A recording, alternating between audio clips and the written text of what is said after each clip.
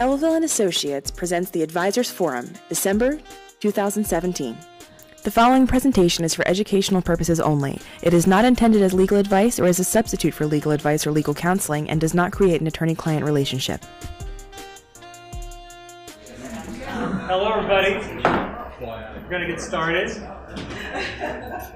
We're still waiting on a number of people, but I guess cold might have made them think otherwise. But we appreciate you being here today for our Advisors Forum. So welcome and happy holidays to everybody.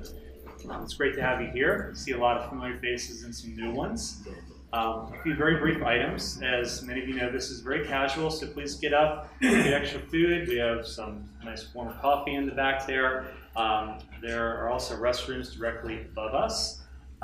And as many of you also know, for certified financial planners and CPAs, you may receive one continuing education credit hour for attending today. So I'll pass around a sheet for you to sign to note your attendance. Our next forum will be Thursday, February 15th, same time and place, so mark your calendars, and invitations will follow in mid-January. And Steve, I guess we'll be talking about the Heckerling. Yes, we're going to do a Heckerling update. Okay, very good. So today's speakers are Mr. Stephen Elville, Principal of Elville and Associates, and Ms. Jill Rosner, owner of Rosner Healthcare Navigation. And I'd like to give you a little bit of a background about Jill. Jill Rosner, RN, BSN, CCM, is the founder of Rosner Healthcare Navigation, providing healthcare consulting, navigation, care management, and advocacy services for patients and their families. Her extensive credentials have made her a respected speaker, an adjunct lecturer at McDaniel College, and a columnist for the Carroll County Times. As an RN, she understands healthcare and is able to work with both patients, medical and planning professionals to find the best solutions. Her background in nursing and extensive knowledge allows her to help patients and families navigate insurance, healthcare options, aging in place and placement options, and is invaluable for families who live at a distance from their loved ones. Jill is very, very busy, and we appreciate her being here today to share her knowledge. Mr. Elville's work is centered in elder law, special needs planning, and estate planning, with special emphasis in areas of tax planning and asset protection.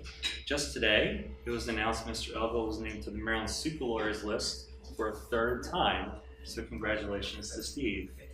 Also, Steve wanted me to mention that we recently opened a new space in Annapolis called the Elville Creative Studios.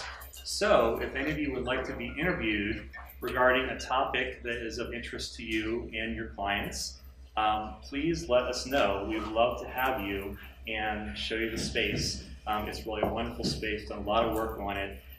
So please contact Steve. I'm sure he'd love to share more information about that initiative with you. So without any further ado, Steve and Jill. Thank you, Jeff. Good afternoon, everybody. And I'm sorry I didn't get to say hello to everybody. I did offer Jill the better podium, and she didn't want it, so that's why I got this.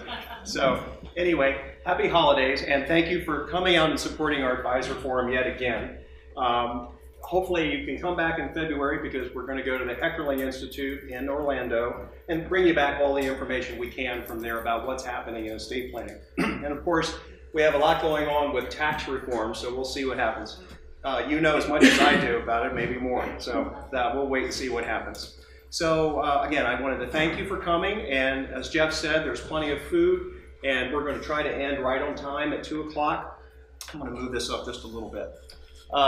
Today, I want to give you an on-the-ground view of what's happening in healthcare and geriatric care management out there in the world. And some of you are on the front lines of this, as you've heard me say before, and it's no accident that I've asked Jill to come today. So I've worked with many geriatric care managers, and Jill is by far the most effective person, and she's very humble, but she is by far the most effective person I've ever worked with. And of course, there are many geriatric care managers out there now, but I highly recommend Jill, and you'll see some of the experiences that she can share with you today.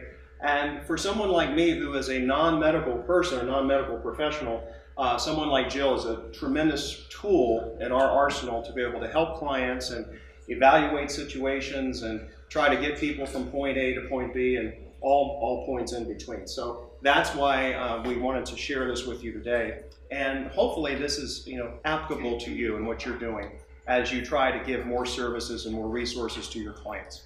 So we want to give you an update about the state of Maryland healthcare decision making and kind of what's happening there, and some of the views from the National Academy of Elder Law Attorneys, my views, Jill's views, what she sees every day out there on the front lines. And again, introduce you to the world of geriatric care managers if you have not yet been introduced to those kinds of people. I want to thank Jeff for putting this together and Lucy for filming. So here we go. So with that said, we're going to get into the slides. And you have a copy of everything today right here that we're going to see. If you can see this, we have a lot of light coming through here, so hopefully you can see this. And also, I wanted to give you what my firm calls our MOLST packet.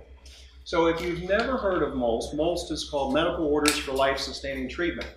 And I actually met a very well-known elder law attorney the other day, and we were talking about this issue.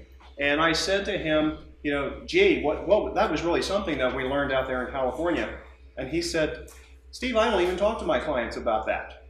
So I was really surprised by that. So the medical orders for life-sustaining treatment, I think, is important to share with clients because it's part of healthcare decision-making. And as you're going to find out, Maryland requires it, and we're going to talk about that.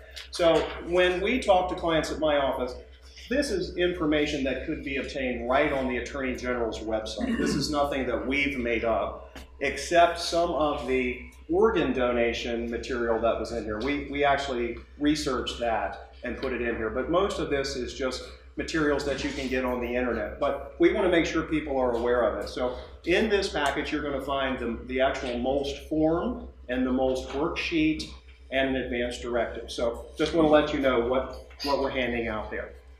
All right, so let's get into the presentation.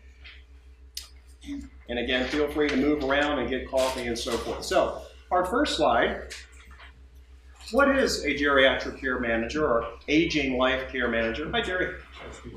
Oh, don't be sorry. Come right in, get some food. And what is their role in planning? And what is their role in the planning team? So those of you who know my firm, we believe in a planning team. The legal, the financial, the tax. None of us knows it all. We need to have collaborative resources.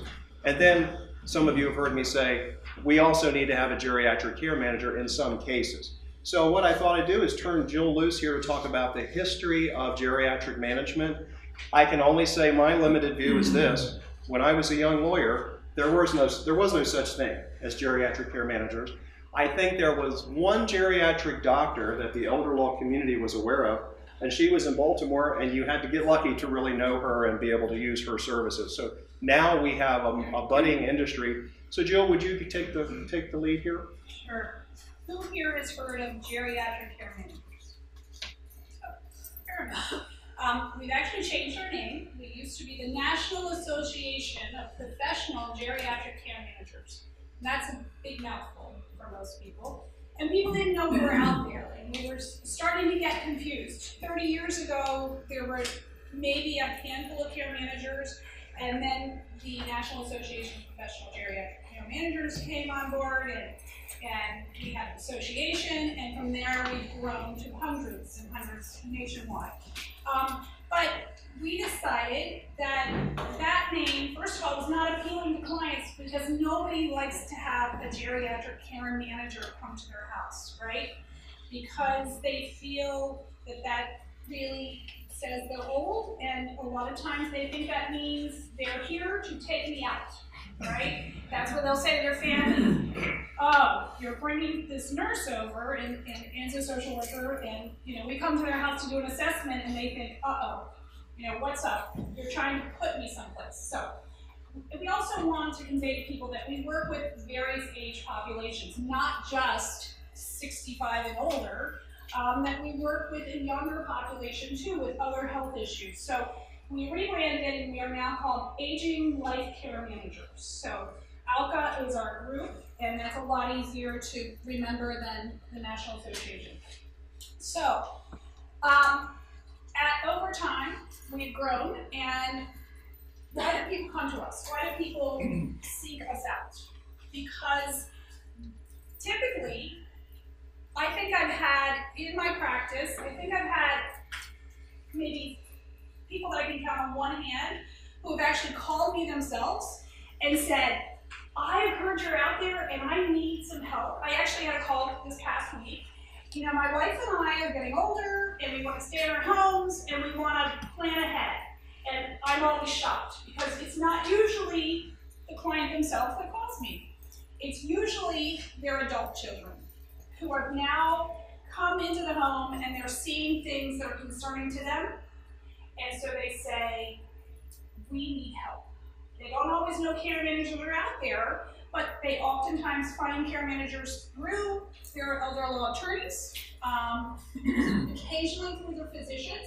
I wish I could say physicians were aware and would refer us. And I have made many aware. We all make physicians aware, but whether or not they'll refer, that's been an issue for whatever reason.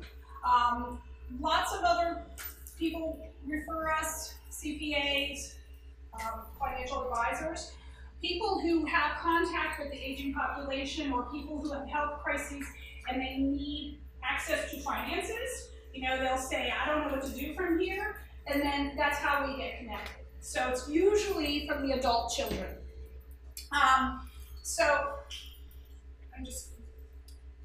Care managers, and let's just talk about different kinds of care managers. Many care managers are social workers.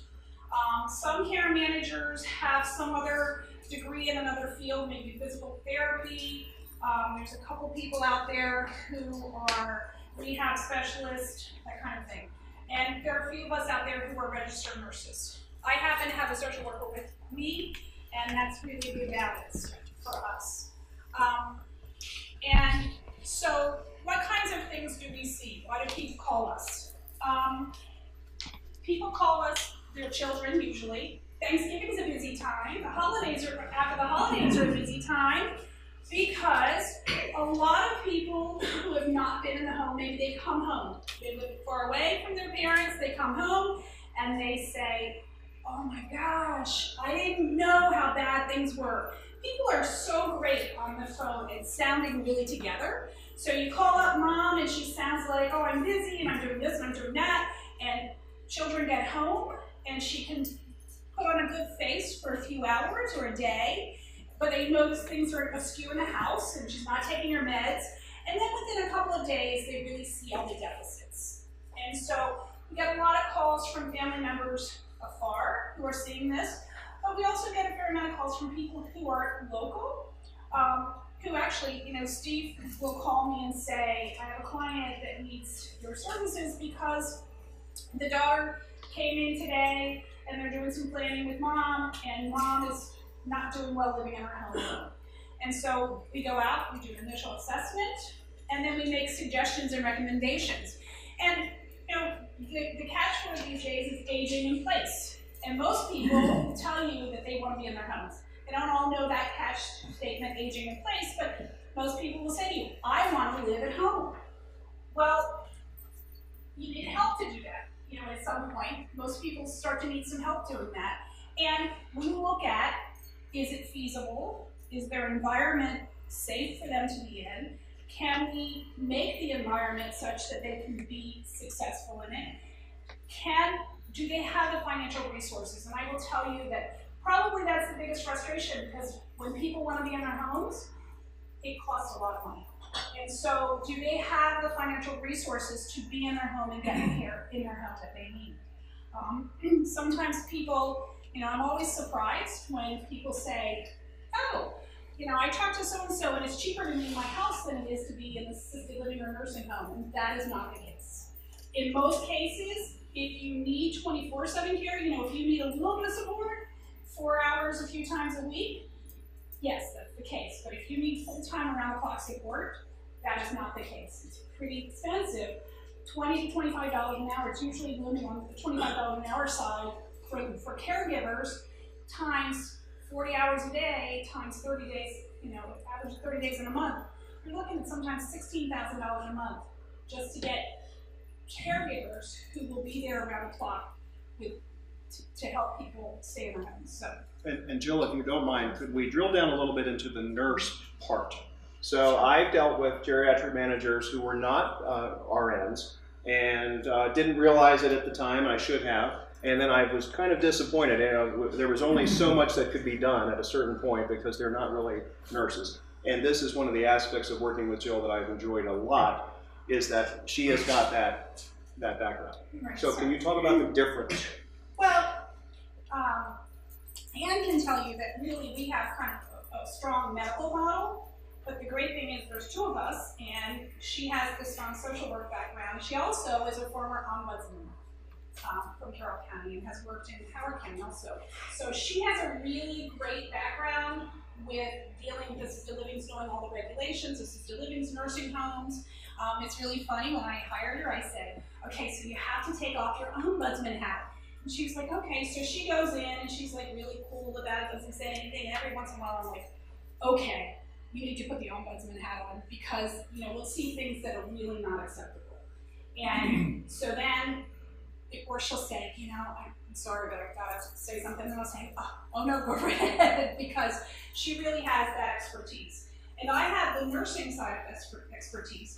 So we work well together because on the medical model side of things, we typically do a first assessment together. Most care management companies do not do that. They send a nurse and a social worker, but we always meet the client, the first assessment together, so that from there, we both know the client, we can both work on things in our expertise. So we'll go in, we'll see someone. So many people right now have such incredibly complex medical situations that it's hard to know how, you know, you can navigate without having some medical background involved. And Jill, I think this segues into the next slide, which is, you know, what is the situation on the ground today, and what's Jill seeing out there? So please go ahead. Right. So I would say by far, most of what we see are clients who have some form of dementia. And their families see them struggling with either memory problems or executive functioning problems, which means some people's memories don't seem so bad, but you walk into their house, they can't make decisions about the simplest piece of paper. It looks like a hoarding situation. Sometimes people are naturally, they're hoarders from, you know, pre-morbid, we call it before illness, they're hoarders. But there are people who, their families say, their house never looked like this. It was spick and span, and there's never been all of this clutter. And we walk in and we see they can't make a decision about bills. And some of you may, this is something that really touches on all of you who are in the financial world. People not paying their bills, people not having money, or putting too much money out there, donations and that kind of thing. People who just don't have the executive functioning, they seem to be able to be very socially appropriate, they can talk to you, they seem to know what's going on, yet they can't make any decisions. Everything piles up. I had a client who was 80-some years old, she lived in Tonytown. Her doctor actually called me and said, you know, she doesn't have any family. And she's coming to the office showing up. She doesn't know what appointments are. We call her for appointments. She doesn't show up. I went out to her house. I saw her. And actually, I got a call from the tax. This is kind of bizarre. Her brother lived in Kentucky. And he called me because the tax office sent in my way because she hadn't been paying her taxes and her house was going to be sold. She had tons of money, but she didn't pay her taxes because she couldn't get through the bills anymore. So I went to her house, and she had every surface in her house was mounted with bills and with flyers from the grocery store, and they had sheets, all of them, even on top of the stove, mounds of paper with just sheets to contain everything. And so she just went on living her life. She didn't pay any bills. She didn't organize anything. There was one little tiny place for me to sit. There was her chair where she sat. She went to McDonald's 3 times a day. She was still driving. And it was really a very sad situation. We actually had to get protective services involved to get her out of her home, to make her safe. So typically we see a lot of dementia. We see a lot of people with mental illness now. That's becoming a really big challenge for family members. Family members who are really struggling because they've had someone with mental illness in their family all their lives. Siblings oftentimes. So I take care of a client who has mental illness. Her parents are both deceased now. She has a trust. Her sister called me and said, you know, like, we can't take it anymore. It's constantly something. But we've worked with this family and this client, and we've really gotten her under really good control. And her family doesn't have all that stress anymore, constant situations and drama. So we see a lot of mental illness. We are seeing more and more people with drug addiction issues who have narcotic or alcohol addiction issues, whose families are really to the point where they're saying, we can't do this anymore, we need somebody else to intervene.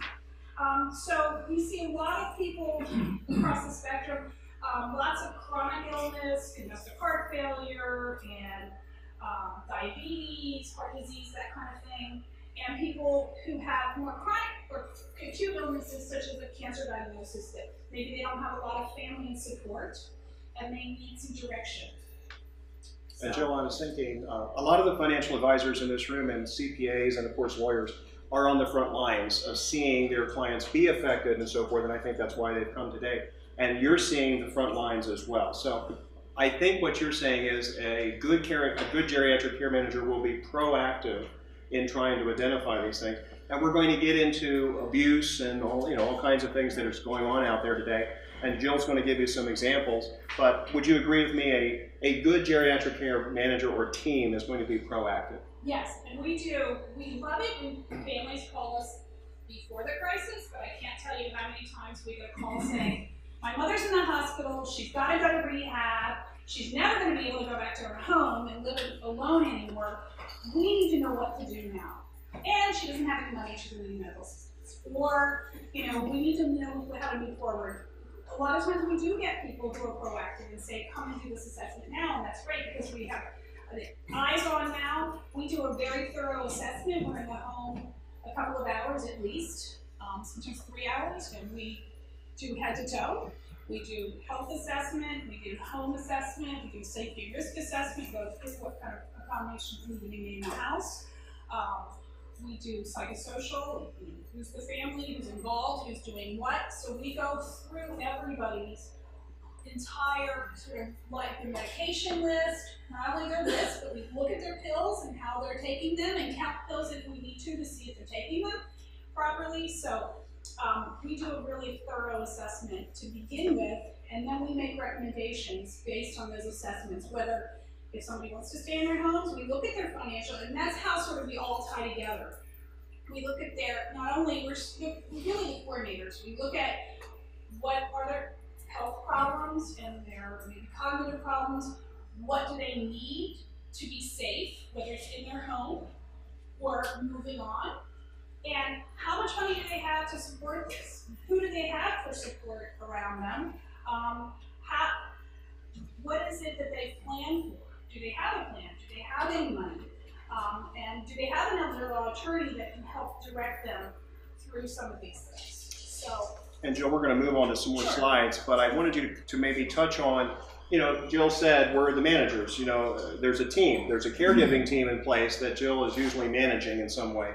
So can you explain how some of the agency nurses relate to what you do? So an agency sends their nurse out every 2 weeks or whatever they do. How do you fit into that picture? Okay, so just to be clear, this is a really confusing topic for many people. When people talk about home health care, there's a distinction in home health care. There is skilled home health care, which means you left the hospital or you had some kind of problem, you saw your doctor and you have a health problem, maybe you have a wound on your leg or something, and this skilled home health care comes in. There's a Hopkins Home Health, there's Carroll Hospital Center has one, Northwest, actually they've combined to be Maryland Home Care, there's Beata, there's all kinds of Medicist, there's all kinds of home health care out there. There's skilled nursing. They send a nurse in to do intake and then maybe come out to see somebody once a month if they need that. They have physical therapists, occupational therapists, and speech therapists. Those are paid by Medicare under Part B, if it's an outpatient service that's paid for by Medicare. People confuse home health care, the aides, or what we call residential service agency. Those are the visiting angels, the right at home, the home instead, all of those that you see on TV, the advertisements. Those people are non-skilled, they're aides, service agencies, but they're clumped under home health care. So those aides come into the home, and they may be there around the clock and shift work. They may be there, 4-hour stretches a few times a week or every day. And the way that we sort of interact with them is usually we're the ones that refer to the home health, whether it be they need skilled nursing needs or they need a residential service agency. We usually refer to companies that we work well with. We know they're responsive, we know they're going to do a good job, we have good communication with them.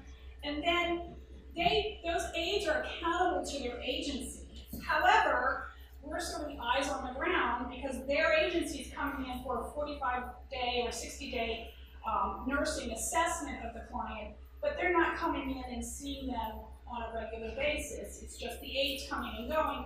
So we're really managing them, even though they're accountable to their agency, we're really managing them to make sure that the client is getting what they need and that caregivers are doing what they're supposed to do. And a lot of times we're the intermediary between family because family doesn't want to be the ones who say, we didn't like that caregiver, we didn't like how she interacted with mom, or we found her sleeping, or that person doesn't really interact very well, she's on her phone a lot. I mean, these are things we hear, or they weren't responsive, they don't seem to be able to handle mom well. We're the ones that oftentimes are the intermediary. We go to the agency and say, we need to talk about this caregiver. Sometimes we direct line talk with the caregiver. Sometimes we go to the agency and say, these are some issues.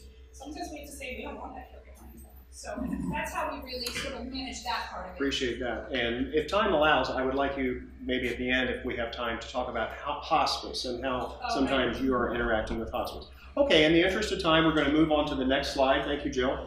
There's much more to say coming up. So financial abuse, conflicts of interest, conflicts between siblings, accountability, problems, abuses of power, undue influence, special needs, and spousal situation.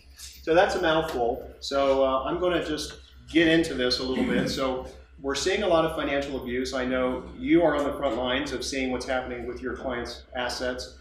Recently, I had to call a financial advisor in Columbia and make them aware that a relative, a distant relative or acquaintance of the family was trying to exercise undue influence over someone with a $3 million brokerage account.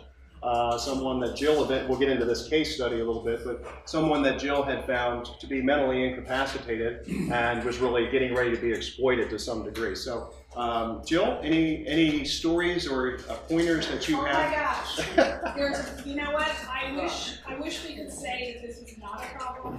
This is a huge, huge problem. And if you haven't seen it, I'm going to tell you it's only because you didn't see it. Because it's happening. It is happening out there all the time. For example, all of a sudden, a niece comes on the scene who is never involved in care. Suddenly wants to take Auntie out to lunch, wants to take her shopping, wants to do this and do that, and they just get themselves embedded in that person's life, and then before you know it, their money's going out the window. From your end, I can tell you that if you start to see changes in spending patterns, and you know your clients, if you've got somebody with you that's been with you 20 years or more, and they were always a frugal person, and now all of a sudden they're wanting money and they're calling you. This is one of the big signs, I'm sure you see this. The people who are calling you incessantly about their money. What about my money today? And they don't remember that they called yesterday, or they called earlier today, they called last week about the same thing. Those are the red flags. And it is so helpful if the people who are seeing this start to actually document that this is happening, and then reach out to someone. Because in the banking world, if somebody's coming in with their niece and starting to take money out or change accounts, that's a red flag, and they're mandatory reporters. I don't know in the financial world if there's a mandatory reporting kind of system. Do you know him? So those are things not to just kind of think, oh, that's odd, to really the red flags going up. Right now, we have another client who suddenly, we didn't even know he had some other sister. He has an aging brother who's his guardian, and we he's not doing very well, we're worried about his ability to be a guardian, and all of a sudden, their sister invited them to Thanksgiving. And we're like, sister? What sister? And she's bringing them for Christmas. And we're thinking, that seems innocent enough to a lot of people, but we've seen it enough, and you've seen enough that even that, to me, is red flags. So you have to be really, really, really diligent in looking at anything that's abnormal, unusual, family members that are starting to call up and inquire on their behalf, even if they're with them. A lot of undue influence out there, even people who are cognitively okay, but they're really being kind of pushed along. You better do this, you better do that.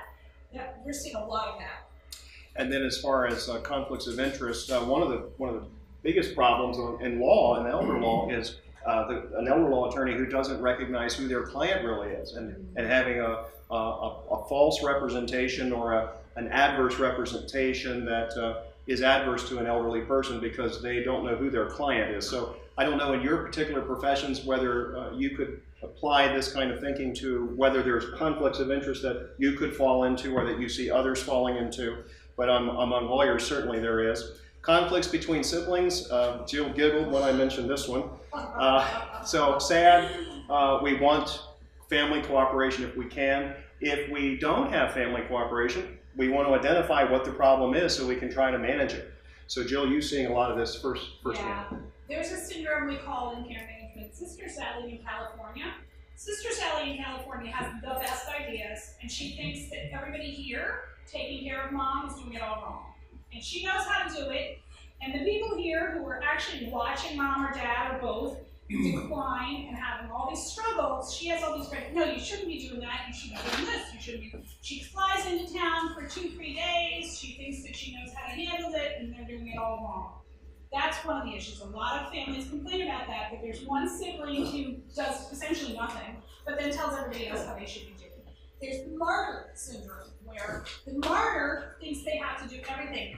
I don't want your help, I'm going to take care of mom, I'm going to make sure I do it all. I don't want your help, you're not doing it right, I know how to do it, until the martyr hits the wall and they're stressed out. And then suddenly they blame everybody else. You never help, you're never here, you never do anything for mom. Well, you really alienated your family because you are the only one that can do it. And then everybody else says, okay, fine, they throw their hands up in the air, and when they get stressed, then it's everybody else's fault. It's their problem. So lots of family conflict. When we get to the part about advanced directives in most forms, you better make sure that your whole family, even if they seem to get along, is on board with your wishes, because there's nothing worse than the splintering at the end when there's potential conflict about how you're going to be cared for, even if you have it written down.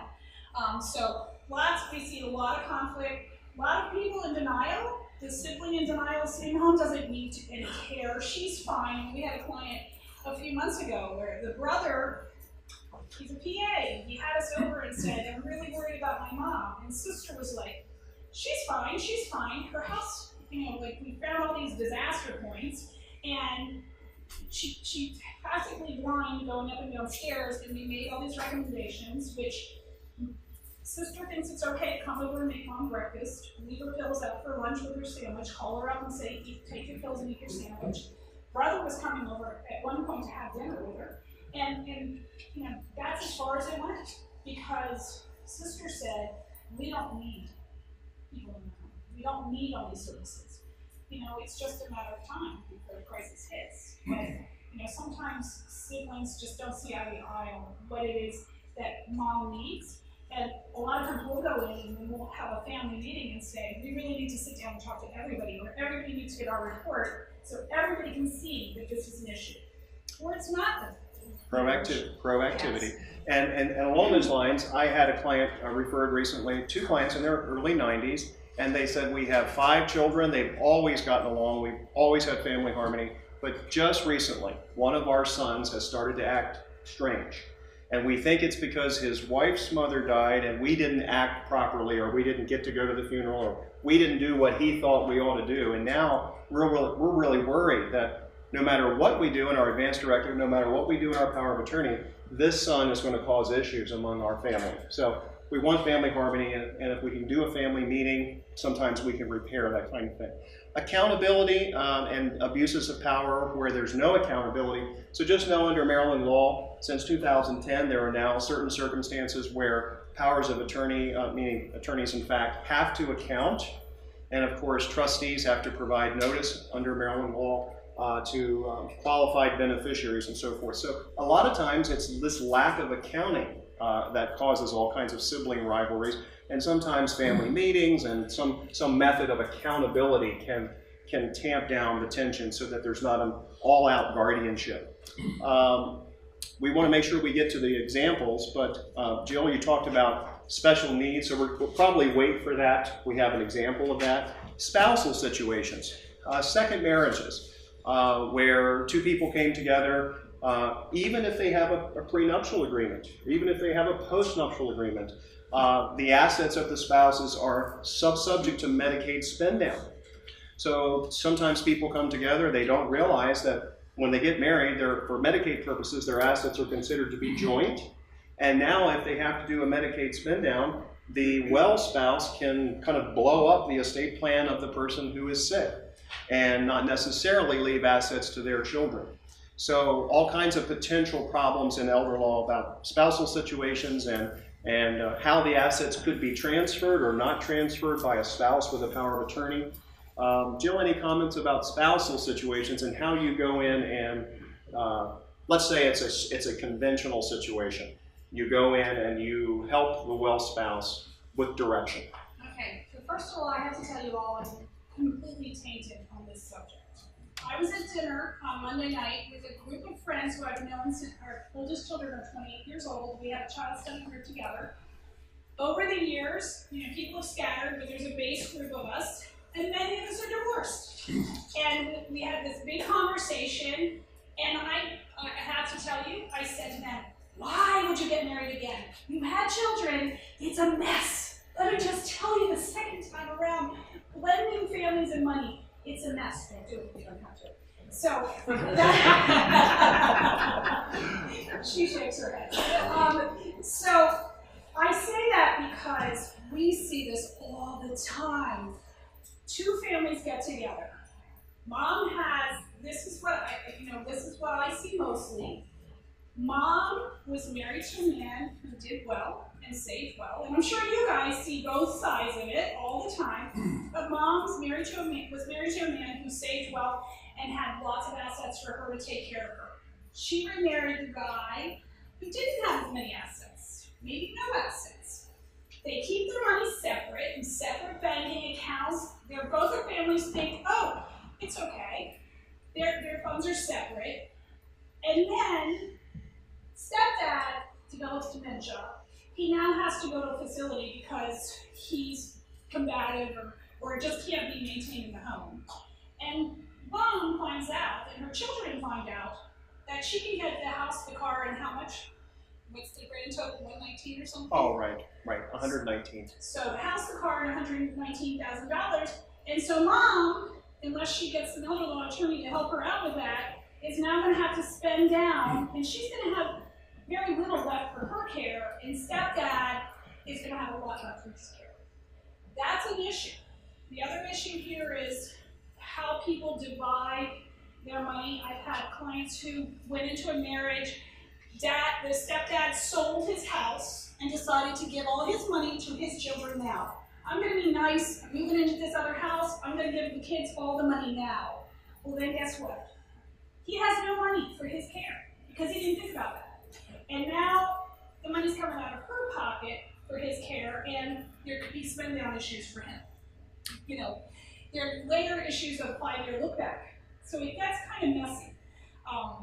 So I'm sorry. No, that's right. So there are many stories. So in the interest of time, because I want to get to the examples and we want to talk about mulch and so forth, let's get to this slide now. So Jill, in a nutshell, is it best to get an advisor or a manager, I should say a geriatric manager, involved sooner than later? Yes. And I'll tell you what, people will flinch when you tell them at the cost of an assessment. It's ridiculous. It's like nothing compared to the mess you can get yourself into and this money that you may end up spending down the road. To have just a first-time assessment. We always say, you'll come to the assessment, If you don't need our services anymore, that's great. We'll give you the roadmap. You head on down the road. And if you need help, you want us to hold your hand, we'll do that at an hourly fee. And oftentimes, the ones who are the people who are thinking, oh, we don't need that, are the ones who end up spending a lot more money because they made some bad decisions on plan. So sooner than later, and my experience is that people are looking for help. So any situation that I even get the slightest hint that someone needs help, they're really stuck, they don't know how to place their loved one. Jill has worked on situations where we're placing people from a nursing home, someone that has PTSD, someone who's really difficult and has to be placed into an assisted living, tough placements or easier placements or assessments in the home. I find that people are looking for help, and every time I refer Jill, I know it's very needed, and people grasp onto that. Affordability, Jill, you don't have to tell your prices, but generally speaking, how much is a geriatric care manager per hour? About 125 to 150. I know that some of the corporate kind of life, senior bridge, they're like 175 an hour. Most are about 125 to 150 an hour. Some of us do a flat fee for the initial assessment. And I tell clients, relatively speaking, this is a low-cost service that is worth its weight in gold, and that's been my experience. A huge opportunity to provide assistance. I just put a few notes down here to provide certainty, continuity, clarification, and guidance, and peace of mind for people by getting them connected to someone who's an expert. All right, now let's go to the next slide. What is the current state of the advanced directive in Maryland, and why is it considered to be lacking? So let me tell you a real quick story. We had our client event about a month and a half, 2 months ago, and Barbara Jacobs, who is the head nurse for Anne Arundel Medical Center, was kind enough to come, and she talked about how the advanced directive is really lacking. It's really not covering all the bases these days. So I'm making a lot of assumptions here. I'm assuming that you know what an advanced directive is, and there is one in your handout, and then I'm assuming you know about the MOLST form, which is a medical order signed by a doctor. And then in the middle here, we have the MOLST worksheet. So first of all, the comments from Anne Arundel Medical Center. This advanced directive is really not that effective these days, okay? It's got a lot of holes in it. How do you take this advanced directive and make it work with this highly technical MOLST form? It just doesn't seem to make a lot of sense. So what do you do there? Now, juxtapose that with my recent experience. I'll just throw this out there. I went out to a conference for the National Academy of Elder Law Attorneys and heard Dr. Susan Toll. Now, she is a leading doctor in Oregon who is a thought leader about end-of-life issues and healthcare issues. And if you want her presentation, I'm happy to send it to you, is what is POLST, which is, some states call it POLST, Physician's Order for Life-Sustaining Treatment. And I'm happy to send that to you. But in a nutshell, she was saying some things that I didn't know. I knew that Maryland requires MOLST. I knew that that's something I want to share with all clients. I don't advise clients about MOLST. I simply tell them that it exists, that they need to know about it, that their healthcare agents need to know about it, that it's required in Maryland under certain circumstances, and I tell them they should go talk to a doctor. But what I didn't know is that Maryland was the only state in the United States that requires it. And that I also did not know that there's a lot of opposition to this, and people like Susan Toll don't think that it should be required. And I'll leave it up to you to do further reading about it, about how it possibly causes more people to die in hospitals than are normal, especially minorities in Maryland. So with that said, we have the advanced directive, we have MOLST, and we have the MOLST worksheet. I came back from the conference thinking, gee, if Maryland is the only state that requires MOLST, and we all are going to have MOLST probably someday, how do we have input into MOLST? Because if our advanced directive is lacking, what do we do? So my question to Jill is, should we be using the MOLST worksheet, which you'll see in your packet? Yes, so the difference between the advanced directive and the MOLST is a lot of people, not enough people have advanced directives, but advanced directives usually come into 3 categories. If I'm in a vegetative state, what do I want? If I have a terminal illness or a vegetative state and an end-stage condition. End-stage condition. Well, guess what?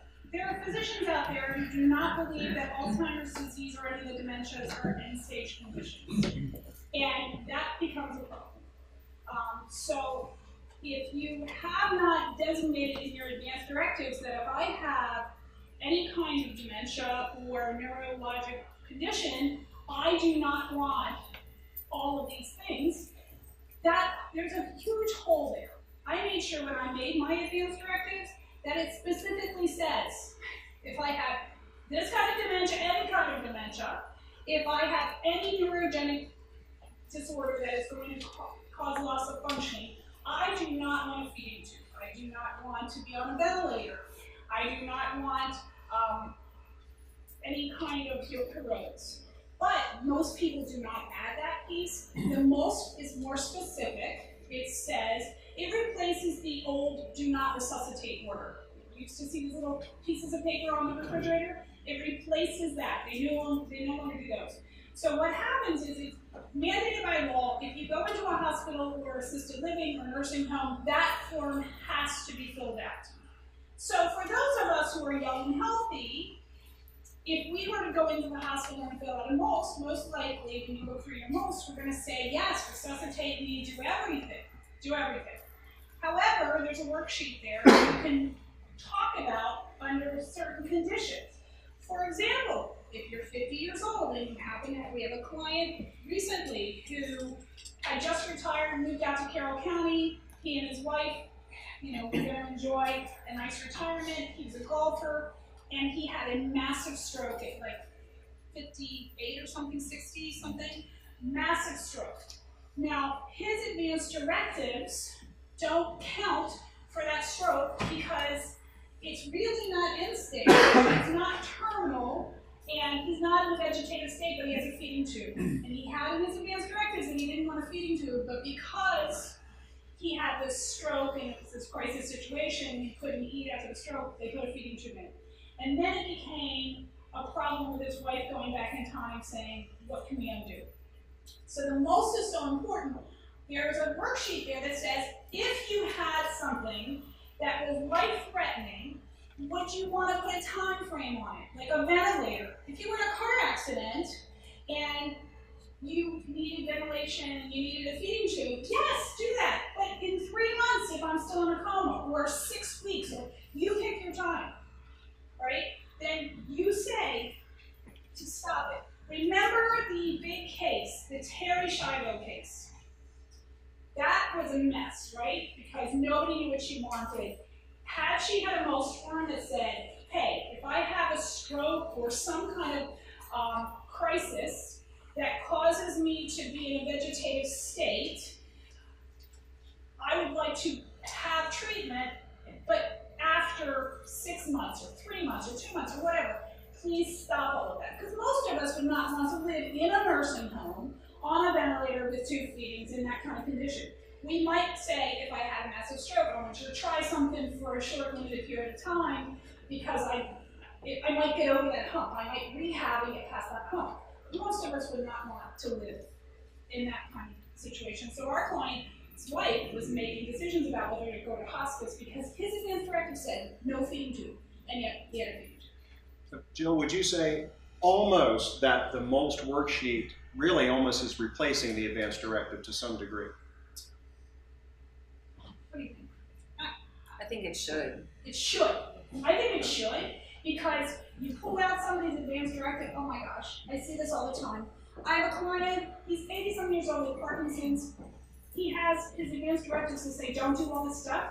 Yet his son came to town a few weeks ago and he sat down with us to look over the MOLST and go through that instruction sheet. He's like, oh yeah, I want to be resuscitated. And I'm thinking, oh, you have on your advanced directives? No, but your MOLST should always be compatible with your advanced directives. So if your advanced directives say do everything, then your MOLST is going to say do everything. So if I could interject. Yes. So that's one of my big issues. So you have an advanced directive that says this, but the MOLST is going to be implemented by a physician, not you, and it's going to be implemented. So what is the connection to make sure that the MOLST form is completed in accordance with your advanced directive, which is very non-technical? And I'm assuming it's be proactive and use the MOLST worksheet, which is this Yes. middle of the road thing. So Yes. you can sign your own MOLST worksheet, or your clients can sign their own, but they can't sign the MOLST. But you can sign the worksheet and have it part of your record. It has to be signed actually by a physician.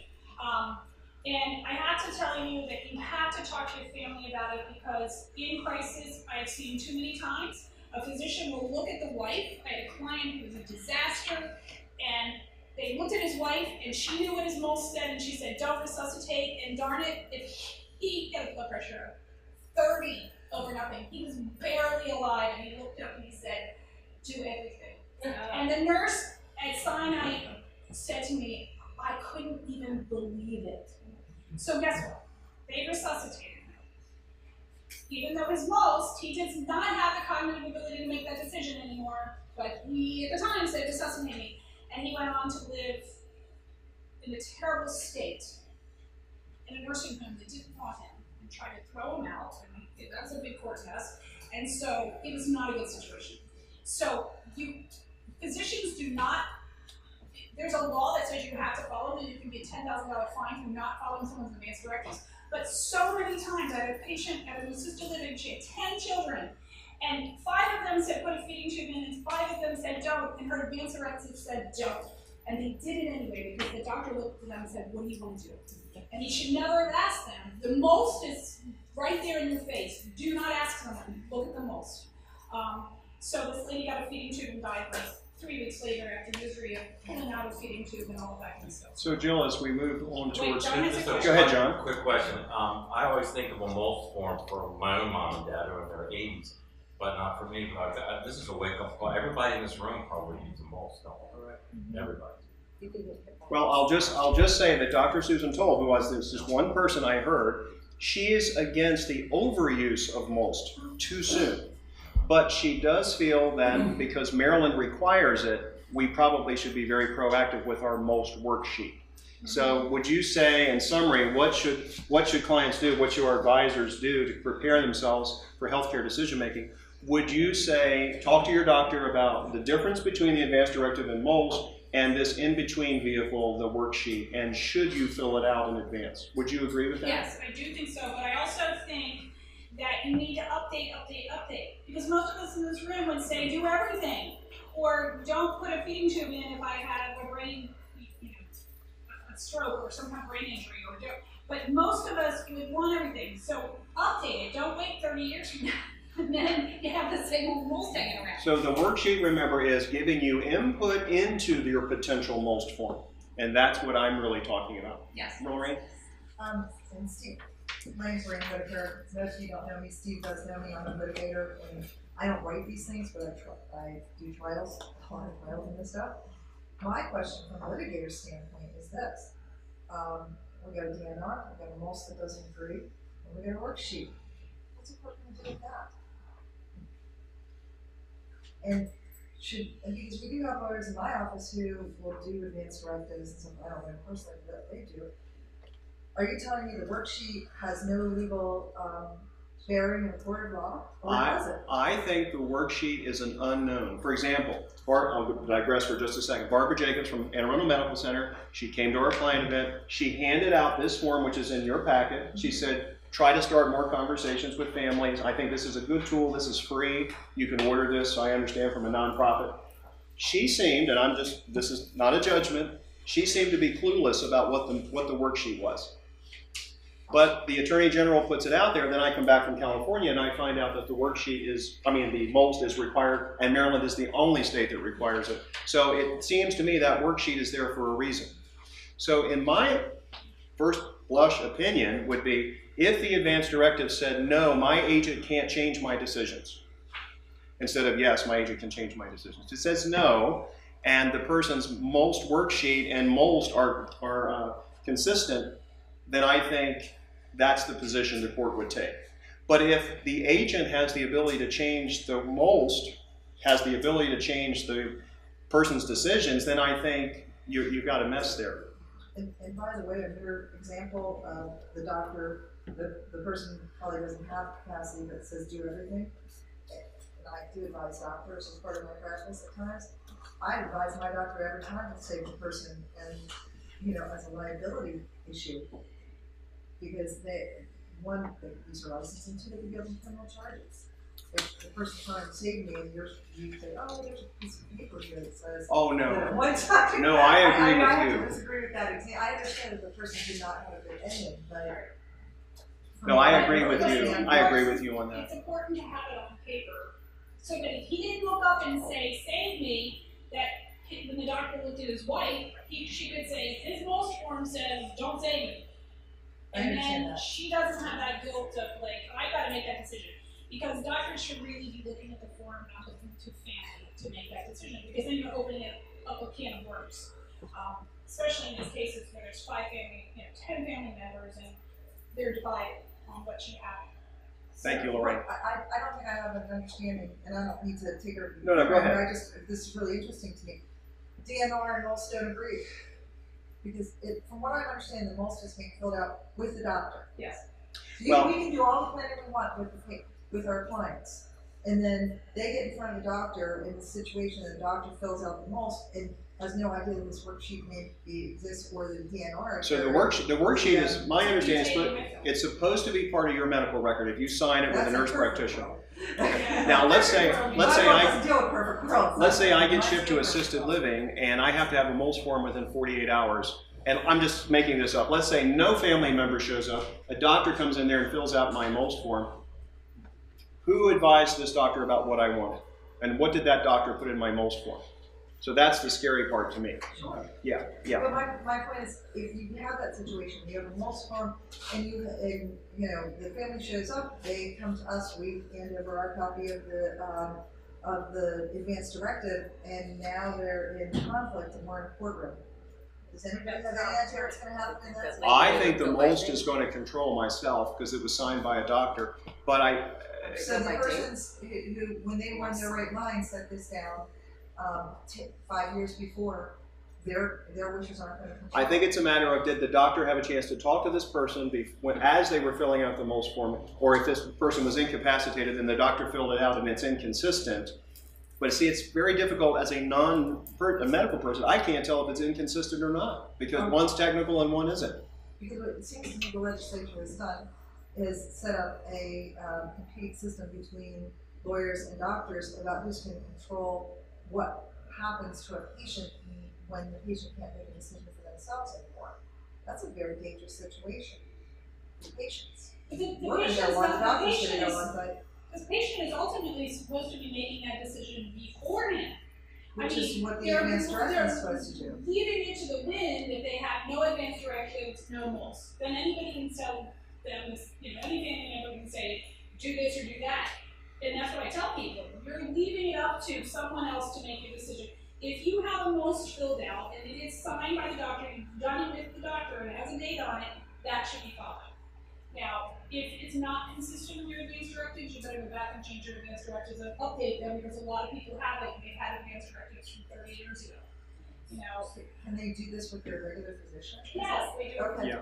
And if they have an emergency, and they don't know that it exists with the regular physician, and another one gets done. I see a lot of potential. I see a lot of work for attorneys. Well, and I know Victoria has a question.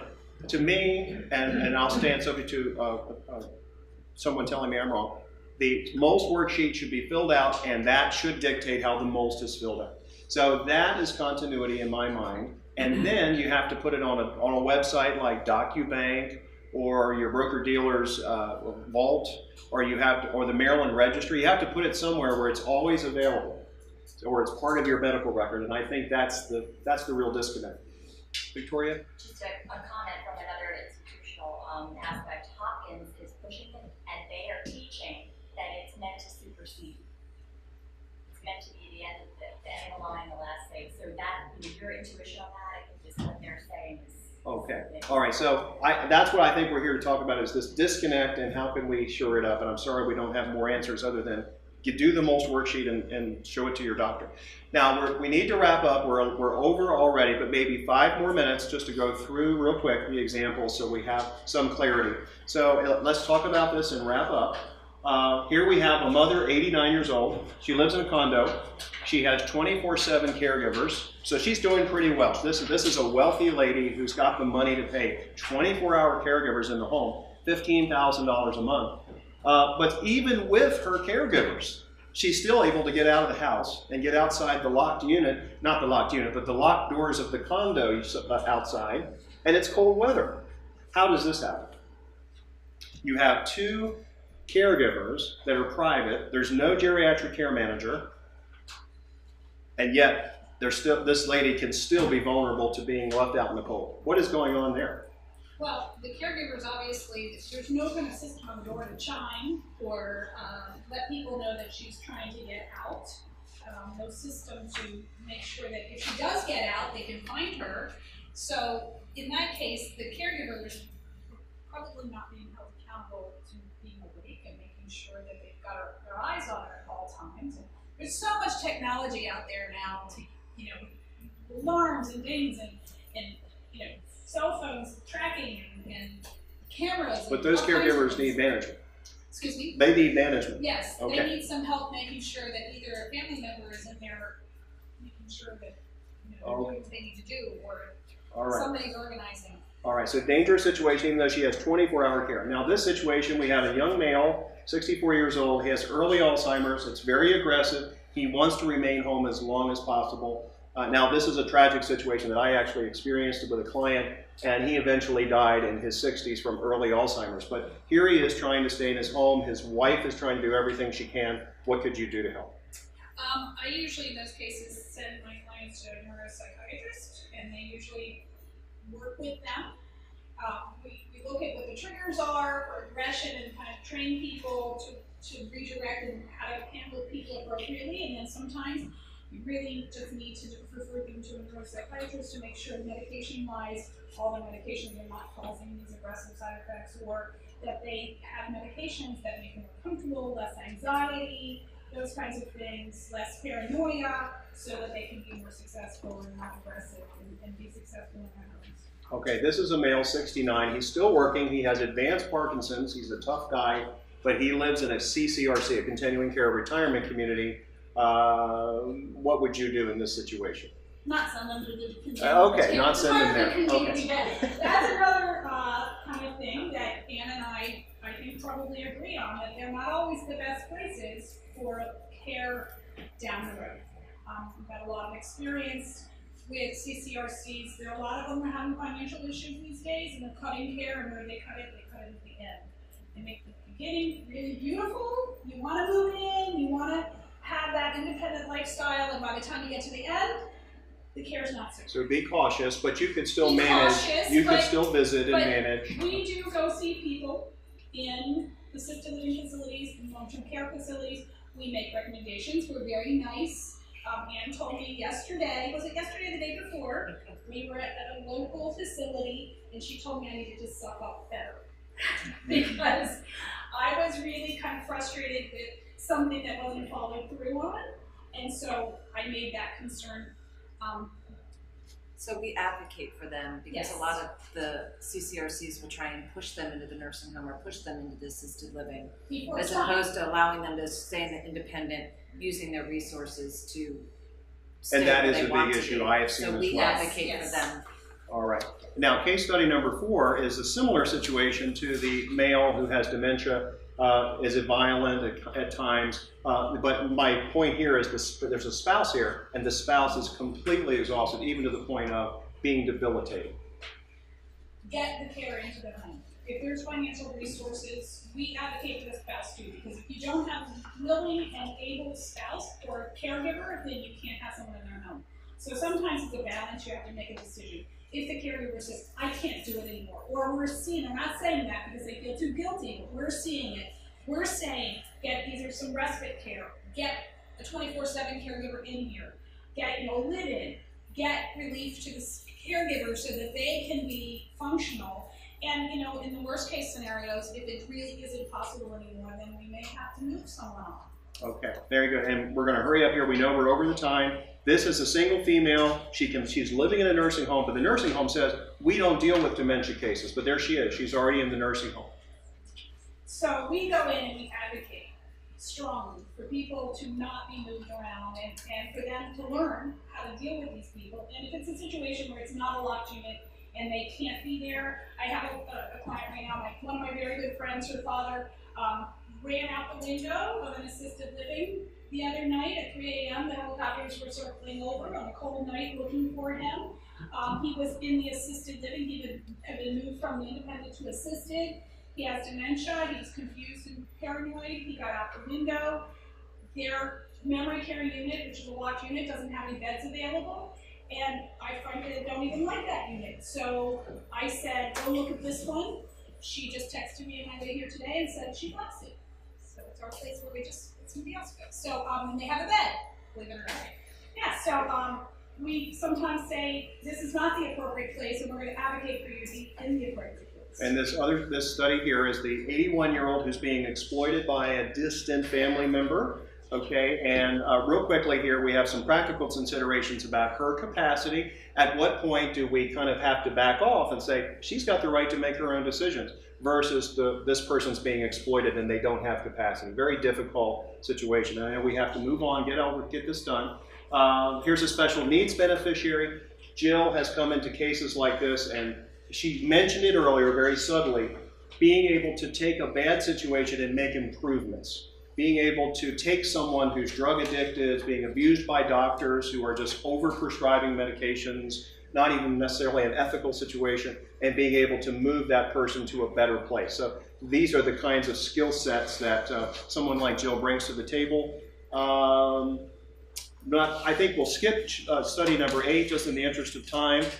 Here's an elderly couple, number 9, that has a disabled child living at home that they've taken care of for 45 years. My point here is that this elderly couple is very, very concerned about the end of their lives and who's going to take care of the special needs child that requires all kinds of care. So Jill can help, people like Jill can help in those situations, making a transition.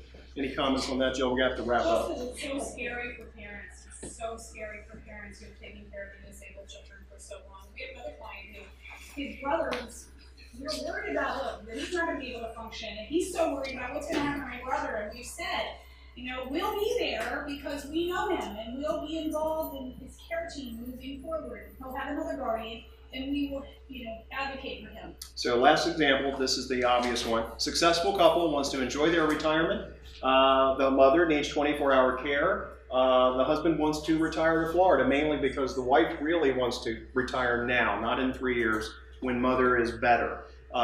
Jill, what can you do to give this couple peace of mind? We also have somebody else who's moving, and they want to make sure that their mom is settled before they move on for their transition. And we just make sure that they're comfortable, and we place them in the appropriate place because they're not going to be able to be cared for by their children anymore. Or could be managed at home. Or they could be managed at home if they have a piece in place. In this case, we have a lady in the case, she can't afford a home, or she's living with her children, so she can't afford a home and she can't afford that kind of care. So she's going to move to assisted living. But for some people, they can be managed in their home, but they do need eyes on them because just having around-the-clock aides is not enough. There's not enough continuity there. There needs to be sort of a hub to the wheel, because if you don't have that continuity, then you know you have all these other people doing whatever, and you don't always have it all managed. So hopefully these examples, I know we've gone over time, thank you for your patience. I hope these examples give you a sense of the on-the-ground, up-close and personal situations that these managers are dealing with and what they do to move people into the right positions and deal with things. I appreciate you coming, and again, if you want this post information from Dr. Susan Toll, give me an email or email Jeff. I'm sorry, Jeff?